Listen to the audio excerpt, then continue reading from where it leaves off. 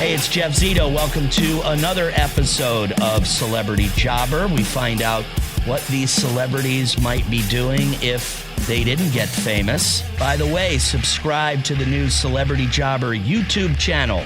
And of course, we appreciate a 5-star rating and leave a review on all podcast platforms. And our guest this week is a stand-up comedian who lived pretty much a regular life up until not long ago. He's got over 4 million followers on TikTok and almost 2 million followers on Instagram. And a pretty incredible story as, like I said, he was just living on a farm in Birmingham, Alabama less than a year ago, and bam. Comedian Matt Mathews is my guest this week on Celebrity Jobber. The Celebrity Jobber podcast with Jeff Zito.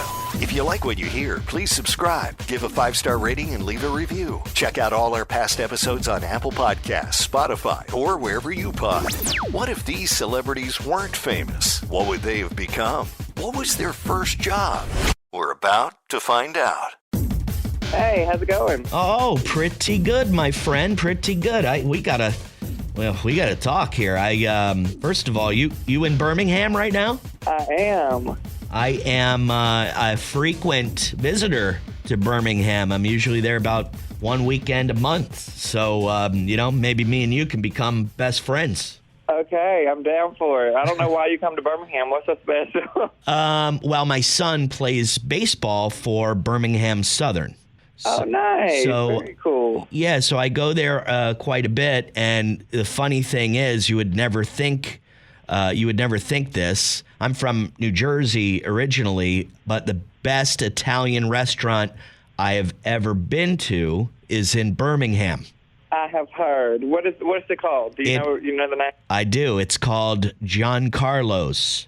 Yes, I have heard of it. You gotta go. It's good stuff. I've never been, but I've heard it's great. It's very good. So I'm reading your story, and it's just perfect for the podcast that I do, Celebrity Jobber. It basically talks about your big break, what kind of job you had before you were famous. And I'm just reading your whole story, and it's just like sets up so perfectly. So Matt, if you don't mind, tell me a little bit about yourself growing up in Birmingham. I hear you live on a farm with a ton of chickens and animals. Yeah, so I actually I didn't grow up in Birmingham. I grew up outside of Birmingham in a city called Bessemer, Alabama. Yes. So I grew up, very poor with an alcoholic mom. We lived in the projects in Bessemer, and it was a struggle, obviously we all have our struggles, and that was mine. And I had a really, I had a struggled childhood, and I knew at an early age that I was going to be another statistic if I didn't change things. And statistically, I should be an alcoholic or an addict, or I should be dead. And so I made a promise to myself at a very early age that I was going to be different than the rest of my family, and I was going to be, I was going to make something of myself. And so I went to nursing school. I dropped out of nursing school because I realized that was not like Grey's Anatomy, and I didn't want to do that anymore. There's no Dr. Dreamy at that nursing school, was there? I was like, I don't know where Dr. McDreamy is, but he is missing, and this is not it. So I was like, that's not for me. So I quit nursing school, and I decided to be a photographer. I got a job when I was 17 years old at Walmart Portrait Studios. So, that for the younger generation, they probably don't even know what that is because they didn't have Walmart Portrait Studios back then. But I was a photographer at Walmart Portrait Studios in high school, and I decided that I really liked it. So I spent all of my money, and I bought a Canon Rebel kit from Sam's Club with my grandma. And I decided that I was going to start taking pictures, and I started photographing friends and things like that. And I got pretty good at it, and I started doing weddings, and then I got into Budior Photography. And tell me a little bit about Budior Photography. I'm on your website. I see the pictures of the ladies in lingerie, very seductive poses. But explain to me and maybe some of the dum-dums out there what Budior and I'm not even good at French either, but Budior Photography. What is that? Yeah, Budior. So Budior Photography is about being comfortable in your skin. It's about realizing that it's not a number on a scale that determines your self-worth, and, you know, everybody is beautiful just the way that they are, and it's about just being comfortable in who you are and accepting your body and loving your body and just being who you are. And so I struggled with that my entire life. I hated my body. I was never comfortable in who I was, and my mom did as well. My mom suffered with depression, and I photographed. I was doing a lot of boudoir sessions, and things were going really well. And then I photographed a boudoir session for my mom in October of 2014 for her birthday. Okay. But she just really never felt good about herself. She never loved her body. She never felt like she was pretty. She never felt worthy enough. And so I did these photos of her, and she told me, you know, like, this is the most beautiful I've ever felt. Wow. And then she passed away in March of 2015, and those photos were still, like, my most cherished possession, was, like, that I was able to make her feel that way.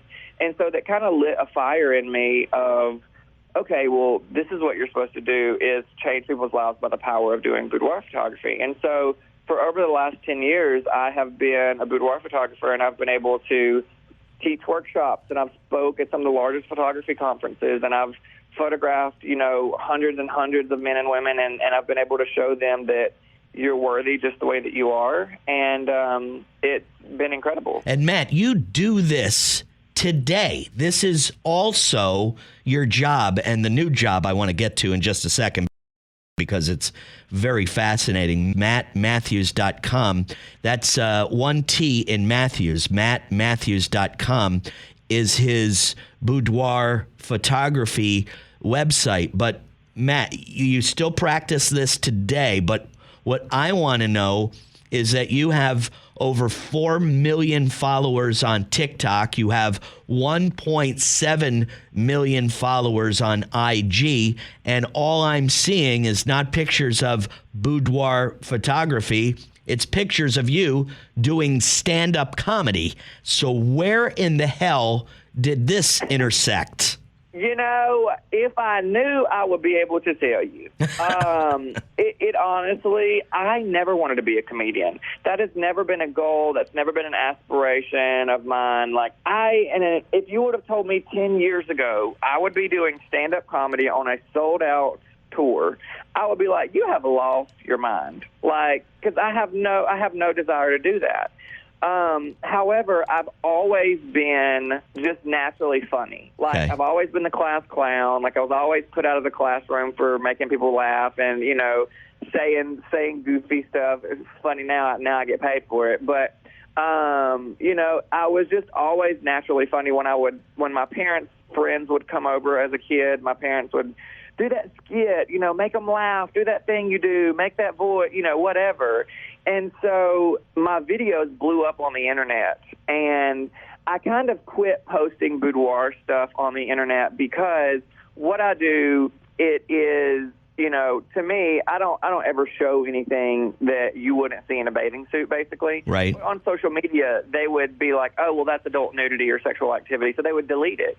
So I was like, okay, well, I've been doing this for long enough. People know that I do this. You know, I've built an incredible business for myself. Like, I don't have to post about it all the time.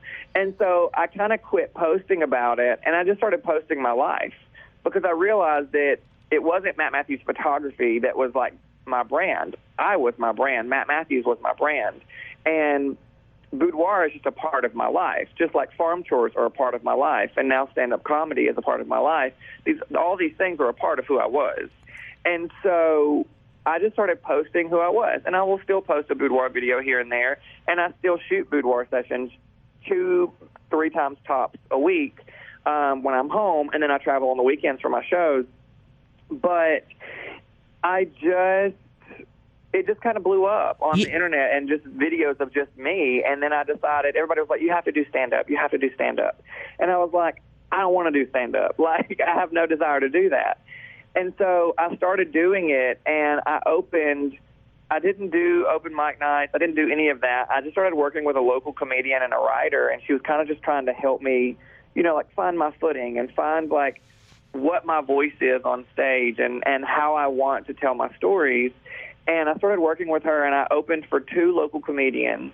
And then the comedy club was like, well, hey, let's give you a show. Let's see if you can sell tickets. Let's, see how it goes. Right. And they gave me 3 shows in a small room that held like 70 people. And all 3 of those shows sold out in like 2 minutes. Okay. And then he was like, okay, let's give you another show in the big room. It holds 450 people. And I was like, oh, God, I'll never sell that out. And so he gave me that show, and it sold out in less than 1 minute. Come on.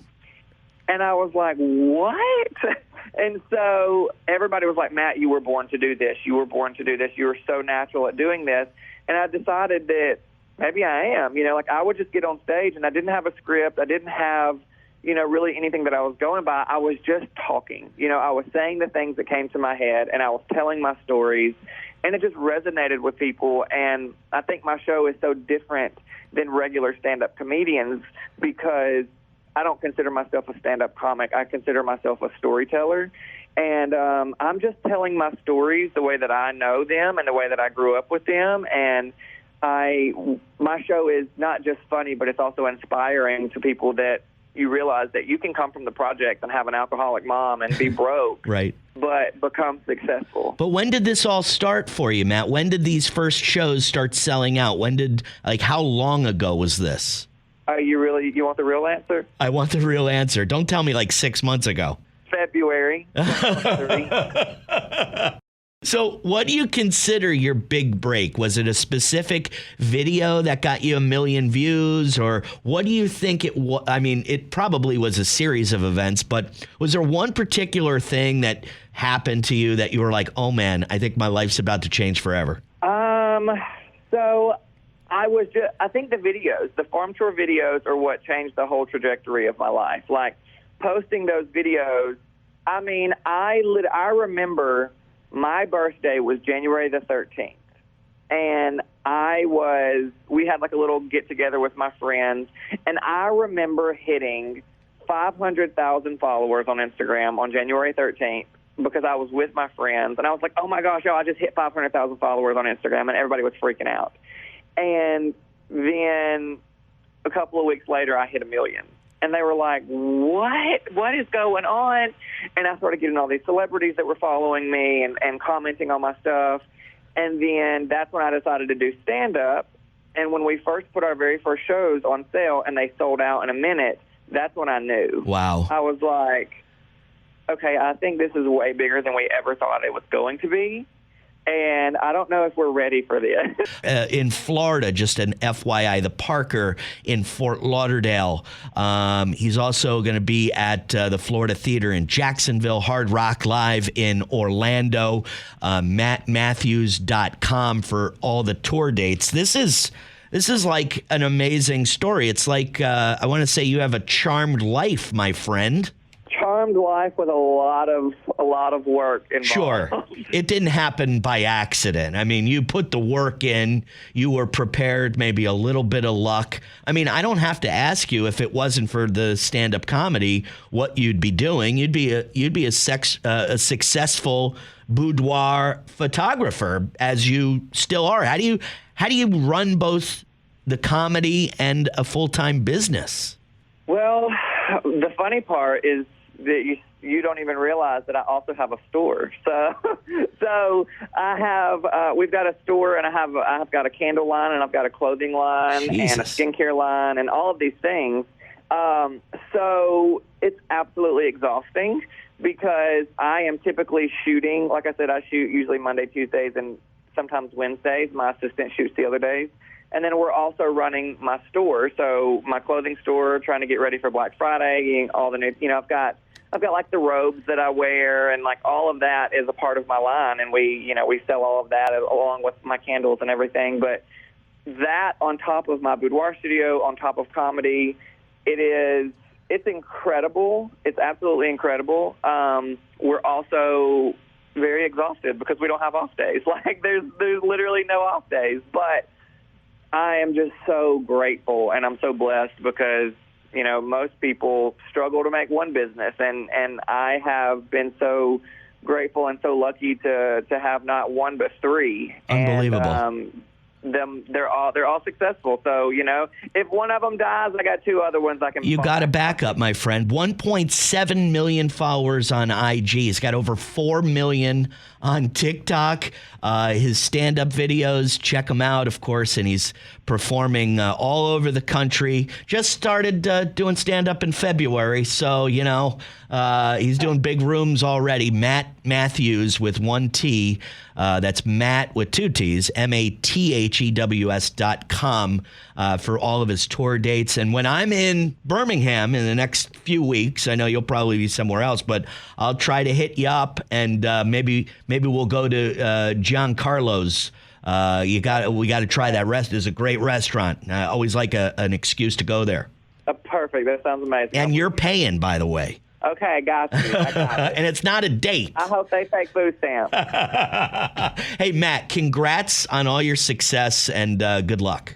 Thank you so much. Well, I guess I learn something every time I do one of these podcasts. Budior Photographer is Matt's business right now. Very successful as well. Like sexy lingerie type of photos. Started when he did it for his mom. Not in sexy lingerie, but she had some substance issues and wanted to feel good about herself. Matt's first job, a photographer, at Walmart. Later goes into nursing school and then figures out that photography is his passion. The whole thing with comedy is just like a freak of nature. The guy's funny. He does some local nights. He books a show. He sells it out real quick. They go, let's try booking other shows all over. After, of course, some of his comedy goes crazy on TikTok and Instagram. He's also talked about launching Mathews' signature candle collection, which has exploded. He's since launched a skincare collection, a clothing line. Of course, a photographer and now comedian. That's mattmathews.com. 1.8 million followers on Instagram, 4.2 million followers on TikTok.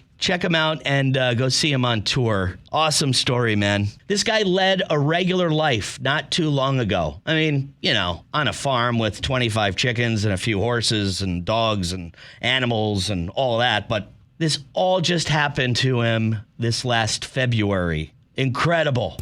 So thanks again for listening. You can follow the Celebrity Jobber podcast on Instagram. Celebrity Jobber is now on YouTube.